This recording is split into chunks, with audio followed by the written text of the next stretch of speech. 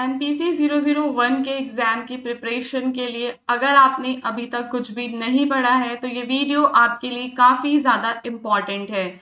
ये मेरी MPC 001 important question series का पार्ट 2 वीडियो है। इसके बाद जो है पार्ट 3 भी आएगा और अगर आपको पार्ट 1 देखना है तो उसका लिंक आपको इसी वीडियो के डिस्क्रिप्शन में मिल जाएगा। सो गाइज, अगर आप अपने MA साइकोलॉजी के एग्जाम की प्रिपरेशन के लिए नोट्स या गेस्ट पेपर्स को परचेज करना चाहते हैं तो उसके लिए आप हमारे स्क्रीन पे दिए हुए इस नंबर पे मेरी स्कॉलरली माइंड्स की टीम को व्हाट्सएप पे हाई सेंड करके बाकी की जो डिटेल्स हैं रिगार्डिंग द मटेरियल वो ले सकते हैं। डिस्क्रिप्शन के अंदर आपको हमारे व्हाट्सएप चैनल और उसके अलावा हमारी अगर लाइव क्लासेस के साथ आप जुड़ना चाहते हैं तो स्कॉलरली माइंड्स लाइव चैनल को जरूर सब्सक्राइब कर लेना, जिसका लिंक भी आपको डिस्क्रिप्शन में मिल जाएगा।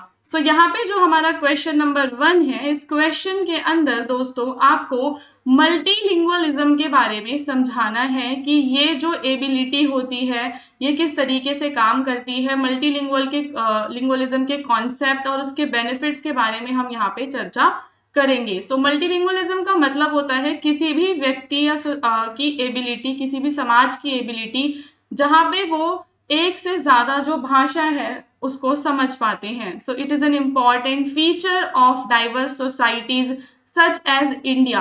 तो ये इंडिया की जैसी सोसाइटीज के लिए एक बहुत ही बड़ा इम्पॉर्टेंट फीचर है जहाँ पे हंड्रेड्स ऑफ लैंग्वेजेस एंड जो डायलेक्ट्स हैं वो एक साथ एग्जिस्ट करते हैं। मतलब कि एक तो भाषा और भाषा को जो बोलने का लहजा है हंड्रेड्स ऑफ हमें यहाँ पे देखने के लिए मिलते हैं। तो मल्टीलिंगुअलिज्म का क्या बेनिफिट होता है कि ये प्रमोट करता है कम्युनिकेशन को, कल्चरल एक्सचेंज को और समाज के अंदर हार्मनी को ये प्रमोट करता है। So let us understand the concept. तो यहाँ पे दो या दो से ज्यादा जो भाषा है उसका इन्वॉल्वमेंट होता है किसी भी इंडिविजुअल या कम्युनिटी के द्वारा। It can exist at individual level और अ सोसाइटल लेवल, किसी भी लेवल पे ये एग्जिस्ट कर सकता है। So in India, multilingualism is reflected through the use of regional languages. तो इंडिया के अंदर जब हम देखते हैं मल्टीलिंगुअलिज्म को तो यहाँ पे ये रिफ्लेक्ट होता है अलग अलग जो रीजनल लैंग्वेजेस हैं उनके माध्यम से, जैसे हिंदी और इंग्लिश, ठीक है, इसके माध्यम से। So it recognises linguistic diversity and ensures effective communication among the people. तो इंडिया के अंदर ओवरऑल हम क्या देखते हैं कि या तो कोई व्यक्ति रीजनल लैंग्वेज बोलता होगा या हिंदी बोलता होगा, इंग्लिश बोलता होगा, लेकिन वो अलग अलग पर्पस के लिए अलग अलग लैंग्वेज यूज करता है। फॉर एग्जाम्पल, अपने घर में बात करने के लिए रीजनल लैंग्वेज का यूज कर लिया, बट इन स्कूल इंग्लिश या हिंदी का यूज कर लिया। तो इस तरीके से इंडिया में हमें लिंग्विस्टिक डाइवर्सिटी देखने के लिए मिलती है। नाउ साइकोलॉजी के अंदर क्या क्या बेनिफिट्स होते हैं मल्टीलिंगुअलिज्म के, उनके बारे में हम बात करेंगे। तो पहला जो इसका बेनिफिट है वो होता है कॉग्निटिव और एजुकेशनल बेनिफिट्स, ठीक है। सो कॉग्निटिव में क्या होता है कि ये हमारी memory, concentration, problem solving abilities, इन सबको एनहांस करता है। जो व्यक्ति हैं उनकी क्रिएटिविटी को इम्प्रूव करते हुए उनके अंदर एनालिटिकल थिंकिंग को डेवलप करता है। इजी जो लर्निंग है और बेटर एकेडमिक परफॉर्मेंस, इन सब चीज़ों में कंट्रीब्यूशन भी देता है। तो पहला बेनिफिट समझ में आ गया आपको, कॉग्निटिव और एजुकेशनल बेनिफिट्स होंगे। देन आपके होंगे कल्चरल बेनिफिट्स, यानी कि लिंग्विस्टिक और जो कल्चरल हेरिटेज है उसको प्रिजर्व करने में ये मदद करता है और अलग अलग ट्रेडिशन, लिटरेचर को हम समझ पाते हैं। अगर हम मल्टीलिंगुअल हैं, हमें और भी भाषाएं आती हैं, तो हम उनके ट्रेडिशन, लिटरेचर, आर्ट फॉर्म को जान पाएंगे। इंटरकल्चरल अंडरस्टैंडिंग और म्यूचुअल रिस्पेक्ट को ये प्रमोट करता है और कल्चरल प्लूरलिज्म का जो आइडिया है उससे ये स्ट्रेंथ प्रोवाइड करता है। सो फर्स्ट ऑफ ऑल हमारे कॉग्निटिव और एजुकेशनल बेनिफिट्स हैं, देन आपके कल्चरल बेनिफिट्स, फिर इसके समाज में भी बेनिफिट्स होते हैं और अगर हम इकोनॉमिक तरीके से देखें तो इकोनॉमिकल बेनिफिट्स भी होते हैं, ठीक है। तो ये क्या करता है, कम्युनिकेशन को इम्प्रूव करता है अलग अलग कम्युनिटीज के अंदर। समाज में जो बैरियर्स हैं, मिसअंडरस्टैंडिंग्स हैं, उन्हें कम करता है। सोशल इंक्लूजन, यानी कि सभी लोगों को इंक्लूड किया जाए, इंक्लूजन एंड योर पार्टिसिपेशन, ये दोनों चीजों को प्रमोट करता है, ठीक है, ताकि मल्टीकल्चरल सोसाइटीज में जो लोग हैं वो पीसफुली रह पाए। मल्टीलिंगुअल होने में बेनिफिट होता है कि हम दूसरे लोगों की जो भाषा है उसको भी समझ पाते हैं, हमें अलग अलग सेक्टर्स में एम्प्लॉयमेंट मिल जाती है, टूरिज्म, एजुकेशनल, मीडिया का सेक्टर्स हो गया। तो मल्टीलिंगुअलिज्म के इकोनॉमिक बेनिफिट्स ये हैं कि ये एम्प्लॉयमेंट अपॉर्चुनिटीज को जनरेट करता है, ग्लोबल मार्केट में कॉम्पिटिटिवनेस को बढ़ाता है, ट्रेड और बिजनेस के जो रिलेशंस हैं उन्हें फैसिलिटेट करते हुए इकोनॉमिक मोबिलिटी और प्रोफेशनल ग्रोथ को सपोर्ट करता है। ठीक है, फिर इसके पॉलिटिकल और एडमिनिस्ट्रेशन में क्या बेनिफिट्स होते हैं, तो डेमोक्रेटिक जो पार्टिसिपेशन है ये उसे स्ट्रेंथ प्रोवाइड करेगा, जो सिटीजन्स हैं, ठीक है, उनके लिए इंफॉर्मेशन तक एक्सेस ईजी हो जाता है, क्योंकि वो जिस भी लैंग्वेज में चाहते हैं जानकारी को, इंफॉर्मेशन को गेन करना, उसी लैंग्वेज में उनको वो चीज़ें मिल जाती हैं, गवर्नमेंट की हेल्प होती है, क्योंकि वो इफेक्टिवली डाइवर्स पॉपुलेशन के साथ कम्युनिकेट कर पाते हैं। देश के इंटीग्रेशन के लिए ये बेनिफिशियल है। यूनिटी एंड डाइवर्सिटी की जो स्पिरिट है वो मल्टीलिंगुअलिज्म प्रमोट करता है, और रीजनल और लिंग्विस्टिक जो कॉन्फ्लिक्ट्स हैं उन्हें कम करते हुए समाज के अंदर नेशनल कोहेजन और सोशल हार्मनी को स्ट्रेंथ प्रोवाइड करता है। So there are global benefits, ठीक है ना, ग्लोबल नॉलेज, रिसर्च, इनोवेशन, इन सब चीज़ों को ये फैसिलिटेट कर रहा है। एज अ इंडिविजुअल मल्टीलिंगुअलिज्म हमें नॉट ओनली इंडियन सिटीजन, हमें एक ग्लोबल सिटीजन बना रहा है। If we know foreign languages like French, ठीक है, इटालियन, जर्मन, तो उससे हमें ग्लोबल सिटीजन बन जाते हैं, ऑल ओवर द ग्लोब हमें एम्प्लॉयमेंट मिल सकती है। ठीक है, सो ये 7 बेनिफिट्स आप लिखोगे। देखो जो आपका एग्जाम होगा तो इम्पॉर्टेंट हो जाता है answer writing. So first of all आपको इस चीज को समझना है, पहले आप अपने क्वेश्चन को ब्रेक डाउन करो। क्वेश्चन में 2 चीजें पूछी हैं, एक तो उसका कॉन्सेप्ट एंड देन उसके बेनिफिट्स। तो यहाँ पे हमने पहले इसका पूरा कॉन्सेप्ट डिस्क्राइब किया और फिर इसके जो बेनिफिट्स हैं मैंने पॉइंट वाइज लिए हैं, सो दैट कि जो मेजर पॉइंट्स हैं वो आपके दिमाग में रहे। अंदर की इतनी सारी जो डिटेल्स हैं वो दिमाग में रखना थोड़ा डिफिकल्ट है, तो आप सिर्फ पॉइंटर्स को ध्यान रखना। कोग्निटिव और educational benefits, cultural benefits, social economic benefits, ठीक है, पॉलिटिकल एडमिनिस्ट्रेटिव बेनिफिट्स हैं इसके, नेशनल इंटीग्रेशन, यूनिटी को प्रमोट करना, ग्लोबल बेनिफिट्स हैं। तो इसके अंदर की जो डिटेल्स हैं वो आप अपने दिमाग से भी बना के लिख सकते हो। बट नाउ क्या मल्टीलिंगुअलिज्म के सामने कोई चैलेंजेस हैं, तो हम देखते हैं कि कई बार जो छोटी लैंग्वेजेस होती हैं वो हाशिए पर चली गई हैं। अब उनको स्पीक मतलब बोलने के लिए अब लोग नहीं बचे हैं, और डिफिकल्ट है एजुकेशनल मटेरियल मल्टीपल लैंग्वेजेस में बनाना, मल्टीपल लैंग्वेजेस में एग्जाम्स को कंडक्ट करवाना। ठीक है, तो इम्पॉर्टेंट हो जाता है कि सरकार यहाँ पे इफेक्टिव लैंग्वेज पॉलिसीज को लेकर आए। ठीक है, तो कैसे हम मल्टीलिंगुअलिज्म को प्रमोट कर सकते हैं, ठीक है, तो हमें इम्प्लीमेंट करना है मल्टीलिंगुअल एजुकेशनल पॉलिसीज को, ऐसी पॉलिसीज जो मल्टीलिंगुअलिज्म को प्रमोट करती हैं और मदर टंग को प्रमोट करना है। Preservation and documentation of endangered language, ऐसी कौन सी लैंग्वेजेस हैं जो हाशिए पर चली गई हैं उनके बारे में जानकारी रखना। टेक्नोलॉजी का यूज कर सकते हैं ट्रांसलेशन और लैंग्वेज लर्निंग के लिए। एनकरेज करना है लिंग्विस्टिक डाइवर्सिटी को through cultural programmes. Okay, then आपका फाइनल कंक्लूजन आ जाएगा, यानी कि जो मल्टीलिंगुअलिज्म है वो एक पावरफुल टूल है। ओके दोस्तों, क्या है? Multilingualism is a powerful tool for the cognitive development, cultural preservation, economic growth और नेशनल इंटीग्रेशन, इन 4 चीजों के लिए। तो एक डाइवर्स कंट्री इंडिया जैसी कंट्री में मल्टीलिंगुअलिज्म स्ट्रेंथ प्रोवाइड कर सकता है, सोशल हार्मनी, इंक्लूसिव डेवलपमेंट के लिए काम कर सकता है। So it is not merely a linguistic skill but a valuable resource for nation building and for global engagement. Now let's move to the next question, जहां पे आपको जो स्ट्रेटजीज हैं प्रॉब्लम सॉल्विंग की उनको बताना है, साथ ही साथ कुछ फैक्टर्स बताने हैं जो इस स्ट्रेटजी, जो प्रॉब्लम सॉल्विंग एबिलिटी है उसको अफेक्ट करते हैं। ओके, सो पहले हमें ये जानना पड़ेगा that what is problem solving. तो it is a cognitive process जहां पे एक इंडिविजुअल किसी भी परेशानी को आइडेंटिफाई करता है, उसको फिर वो एनालाइज करता है एंड देन वो उससे रिलेटेड एक इफेक्टिव सॉल्यूशन प्रोवाइड करता है। तो यहाँ पे हम देखते हैं कि ये ह्यूमन थिंकिंग का एक बहुत ही ज़्यादा इम्पॉर्टेंट एस्पेक्ट है और डिसीजन मेकिंग में हेल्प करता है। जो भी व्यक्ति है वो अपने डिजायर्ड जो गोल्स हैं उन्हें अचीव कर पाता है। तो कौन कौन सी स्ट्रेटजीज हैं इसमें? सबसे पहले होता है आपका ट्रायल और एरर मेथड, जहाँ पे अलग अलग सॉल्यूशंस की टेस्टिंग की जाती है जब तक कि हम करेक्ट वन ना ढूंढ लें। ठीक है, मतलब कि एक एक बच्चा अगर उसको की चाहिए, डिफरेंट कीज को वो यूज करेगा लॉक को ओपन करने के लिए। तो यहाँ पे ये है ट्रायल और एरर मेथड। फिर स्टेप बाय स्टेप प्रोसेस होता है जहाँ पे कोई मैथमेटिकल इक्वेशन के अंदर हम देखते हैं कोई फिक्स्ड फॉर्मूला लगाना, तो ये एल्गोरिदम स्ट्रेटेजी होती है। ह्यूरिस्टिक स्ट्रेटेजी में हम थंब, एक्सपीरियंस, शॉर्टकट्स वगैरह देखते हैं, जैसे कि choosing the shortest route based on your previous experience. तो ये आता है आपका ह्यूरिस्टिक स्ट्रेटेजी, जहाँ पे आप एक्सपीरियंस का यूज करते हो और फिर शॉर्टकट निकालने की कोशिश करते हो किसी भी प्रॉब्लम को सॉल्व करने के लिए। फिर आता है आपका means and analysis. Means and analysis क्या है? यहाँ पे आइडेंटिफाई किया जाता है जो गैप है, gap between the current situation and the goal. तो you have to take the steps ताकि वो गैप को रिड्यूस किया जा सके। जैसे किसी भी कॉम्पिटिटिव एग्जामिनेशन के लिए जब हम प्रिपेयर कर रहे हैं तो हमने डिफरेंट फेजेस में अपनी प्रिपरेशन को बांट लेना होता है। तो ये होता है आपका means and analysis. Insight learning है, यानी कि कोई न्यू मेथड किसी पजल को सॉल्व करने के लिए, कोई जब आप कोई ऐसा सॉल्यूशन निकाल लेते हो जो सडनली मतलब आपको मिल गया है। फिर ब्रेनस्टॉर्मिंग, यानी कि मल्टीपल आइडियाज इवेल्युएशन करना है अपने दिमाग के अंदर ही।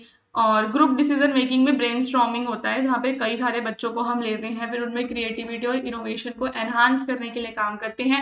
फिर finally we have scientific method, जिसके अंदर ऑब्जर्वेशंस, हाइपोथेसिस फॉर्मुलेशन, टेस्टिंग, ये सब चलता है। तो ये 7 मेथड्स के बारे में आप एक्सप्लेन करेंगे जो स्ट्रेटेजीज हैं आपके प्रॉब्लम सॉल्विंग की। Then we have to learn about the factors जो कि इस प्रॉब्लम सॉल्विंग जो एबिलिटी है ना इसको अफेक्ट करते हैं, जिसमें कि आपका सबसे पहले इंटेलिजेंस आता है, फिर आपका नॉलेज एंड एक्सपीरियंस आता है कि आपका कितना इंटेलिजेंस है, कि आप कितना प्रॉब्लम को समझ पाते हो। प्रायर आपको कितना एक्सपीरियंस है, क्योंकि एक्सपीरियंस हमारी एफिशिएंसी को कहीं ना कहीं इंप्रूव करता है। Then how much motivation, lack of motivation की वजह से प्रॉब्लम्स हो सकती हैं। आपका मेंटल टेंडेंसी कैसा है, ठीक है।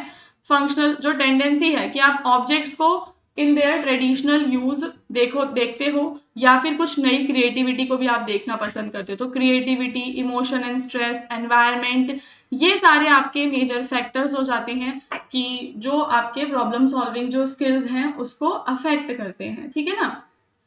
सो एनवायरनमेंट कैसे करता है, मतलब अगर आप सपोर्टिव और रिच एनवायरनमेंट में रहते हो, रिसोर्स रिच एनवायरनमेंट में रहते हो, तो वहाँ पे नॉइज, डिस्ट्रैक्शन ये सब नहीं है, तो आपकी परफॉर्मेंस बिल्कुल भी नहीं रुकेगी। इफेक्टिव प्रॉब्लम सॉल्विंग में सस्टेन फोकस होता है, और आपका जो कल्चरल और सोशल फैक्टर्स होते हैं वो भी आपके डिसीजन मेकिंग और सॉल्यूशन जनरेशन की जो एबिलिटी है ना उसको इफेक्ट करते हैं। तो देयर आर टोटल 10 फैक्टर्स जो कि आप लिख कर आओगे, आपको बड़े बड़े आंसर्स ही लिखने हैं।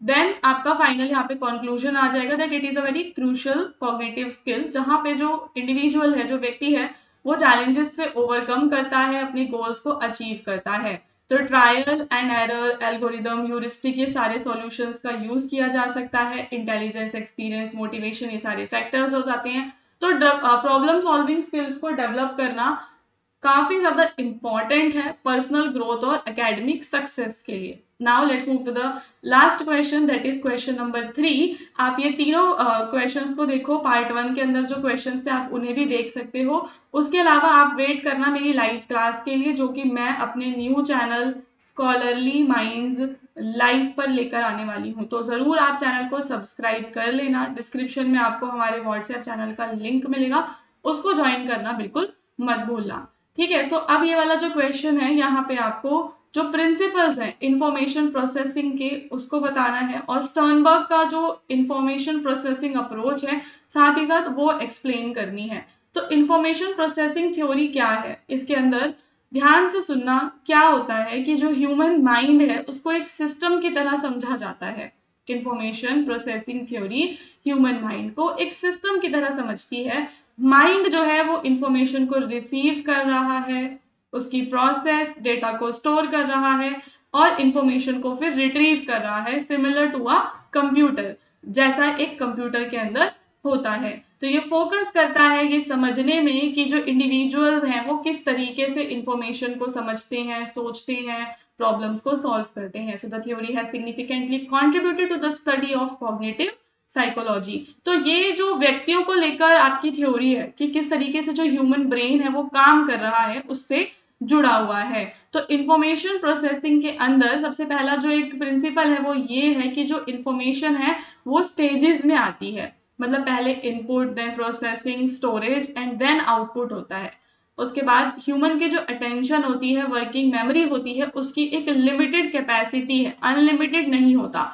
सो only a certain amount of information can be processed at a given time. एक टाइम पे कुछ ही लिमिटेड अमाउंट की इंफॉर्मेशन प्रोसेस हो सकती है। Individuals actively as a learner participate करते हैं, वो सिलेक्ट करना, ऑर्गेनाइज करना। लर्निंग पैसिव नहीं होता, बल्कि उसके अंदर एक्टिवली आपको इंगेज होना पड़ेगा।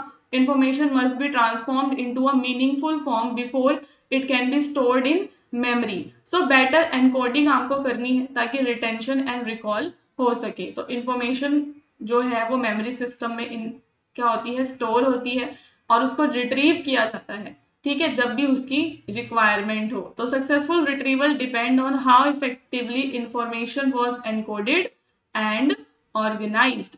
ठीक है ना। क्या है यहाँ पे, किस चीज की बात हो रही है, सक्सेसफुल रिट्रीवल की बात हो रही है। इंफॉर्मेशन पहले आपकी मेमोरी सिस्टम में स्टोर होती है, जब भी आपको जरूरत होती है तो आप उसको फिर क्या करते हो, रिट्रीव करते हो। फिर आपका अटेंशन एक बहुत ही इंपॉर्टेंट पार्ट होता है कि अनअटेंडेड जो इंफॉर्मेशन है वो कभी भी मुश्किल ही आपको याद रहेगी। तो प्रायर नॉलेज का भी रोल है। लर्निंग ज्यादा इफेक्टिव होती है जब न्यू इन्फॉर्मेशन को किसी पुराने एक्सपीरियंस के साथ जोड़कर बताया जाता है।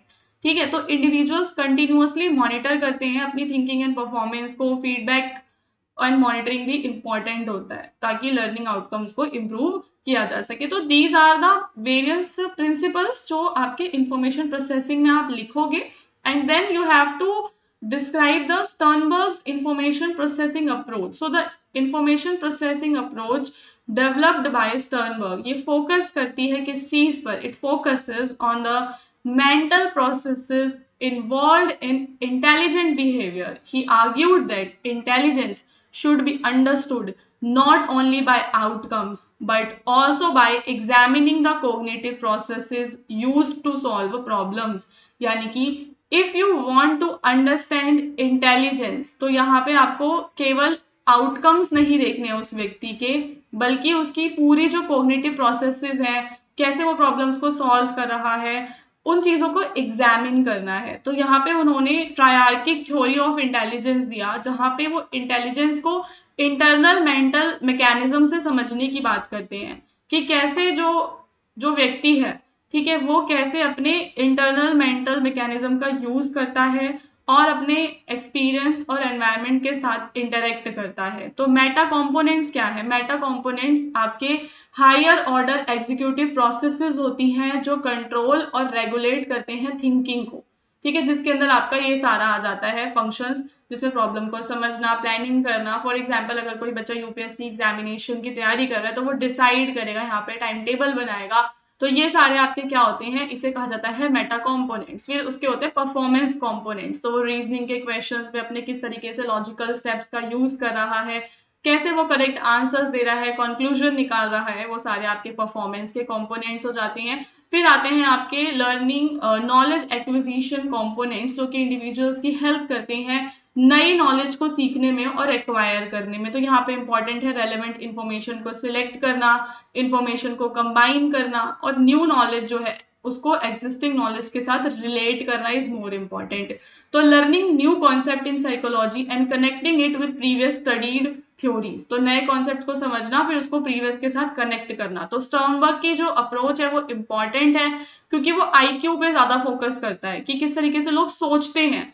ठीक है, सॉरी, वो how people think rather than only measuring, केवल आईक्यू का नहीं, मतलब कि जो व्यक्ति है उनकी सोच कैसी है, थिंकिंग पे ज्यादा फोकस होता है rather than only on IQ. Individual differences हो गए आपके, जो भी डिफरेंट स्ट्रेटेजीज हैं उनका यूज करना यूजफुल है, उनकी जो थ्योरी है एजुकेशन, ट्रेनिंग, स्किल डेवलपमेंट में। और यहाँ पे वो इंटीग्रेट करते हैं इंटेलिजेंस और प्रॉब्लम सॉल्विंग को, और अडेप्टिव थिंकिंग को एनकरेज करते हैं कि धीरे धीरे जो व्यक्ति है ना वो धीरे धीरे अडेप्ट करता है अपने चेंजिंग एनवायरनमेंट और अपने चैलेंजेस से। नाउ अब हम यहाँ पे इसका क्रिटिसिज्म देखेंगे तो कुछ कॉन्सेप्ट्स डिफिकल्ट होते हैं। Some concepts are difficult to measure objectively, overlap exist among different components. अलग अलग जो कंपोनेंट्स होते हैं उनके बीच में क्या होता है, ओवरलैप होता है। कुछ कॉन्सेप्ट्स डिफिकल्ट होता है उनको मेजर करना, ठीक है। So empirical validation of all aspects remain challenging, यानी कि जो भी उन्होंने सारे एस्पेक्ट्स बताए हैं उनका इवेल्युएशन करना थोड़ा सा चैलेंजिंग है, और इंटेलिजेंस के जो वेरियस डायमेंशंस हैं उन्हें उन्होंने फुली एक्सप्लेन नहीं किया है। सो एट द फाइनल कंक्लूजन आप बस यही बताकर आएंगे कि जो आपकी इंफॉर्मेशन प्रोसेसिंग थ्योरी है ये एक्सप्लेन करती है how human receive, process, store और रिट्रीव इंफॉर्मेशन। स्टर्नबर्ग की जो अप्रोच है उसने इस चीज को एक्सटेंड किया है, ठीक है। कैसे, जब आप मेंटल प्रोसेसेस को भी क्या करते हो, स्टडी करते हो, एग्जामिन करते हो, तो कुछ उन्होंने कंपोनेंट्स बताए थे और एक पूरा कॉम्प्रिहेंसिव एक्सप्लेनेशन दिया उन्होंने। तो ये अप्रोच जो है इसने एक सिग्निफिकेंट कंट्रीब्यूशन दिया है to the understanding of intelligence and cognitive functioning. So guys इतना हमारे लिए काफी है। आप लोग से मैं रिक्वेस्ट करूंगी कि आप जरूर एक बार हमारी फाइनल लाइव क्लासेस में आना।